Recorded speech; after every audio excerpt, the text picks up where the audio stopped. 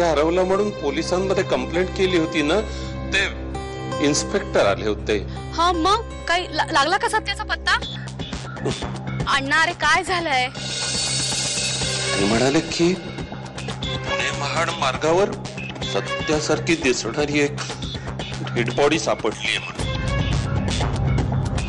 अरे बापरे. हो, श्रीधर आणि राघव ओळख पटवायला गेले तिकडे आणि ते ऐकून उर्मिलाला धक्काच बसलाय आणि ती बेशुद्ध झाली आहे. अमृता, हे अमृता, अगं उठ, आपण पोचलोय. अमृता, अमृता.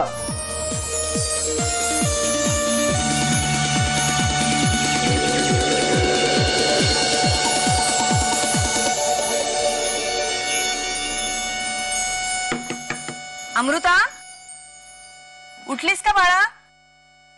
ए अमृता, सुरुची, उठा ग लवकर. अमृता, कशाला ग रात्री गप्पा मारत जागत बसता? उठा बरं. अमृता, अगं आज हळद लावायची आहे, लोक यायला सुरुवात झाली आहे, ये लवकर बाहेर. अहो आज सकाळी वाड्यावर इन्स्पेक्टर आले होते. ते सांगत होते की पुणे महाड रस्त्यावर एक डेड बॉडी सापडली आहे. आता तो सत्यजित आहे का याची ओळख पटवायला दादा आणि राघव गेले. काय?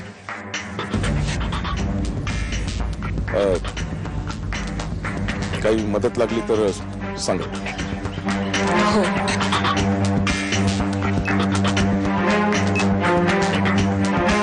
पहिली हळद तुमच्या हाताने लागू द्या अमृताला.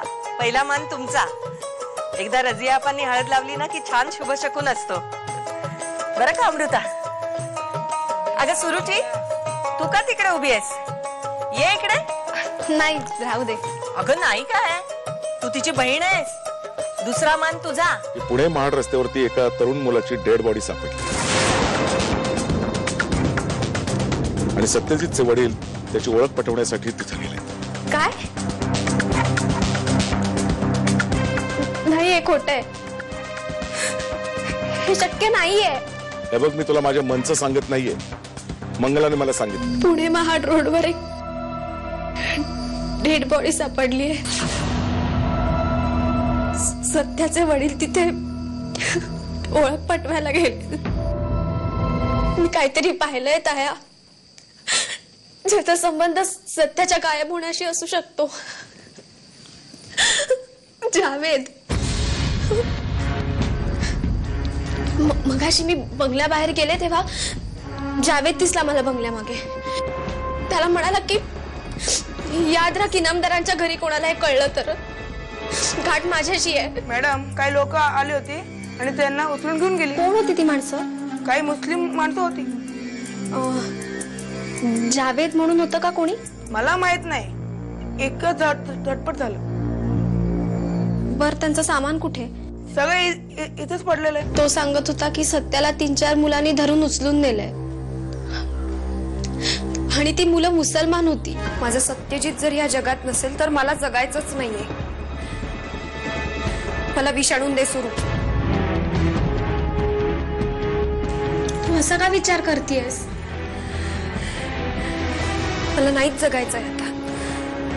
आता जर मी जगले तर सत्यजितच्या खुन्याबरोबर संसार करावा लागेल मला, आणि मला शक्य नाहीये ते. त्या जावेदला वाटत असेल सत्यजितला मारून अमृता आपली होईल वगैरे. सुरू मला विष आणून दे आत्ताच्या आत्ता.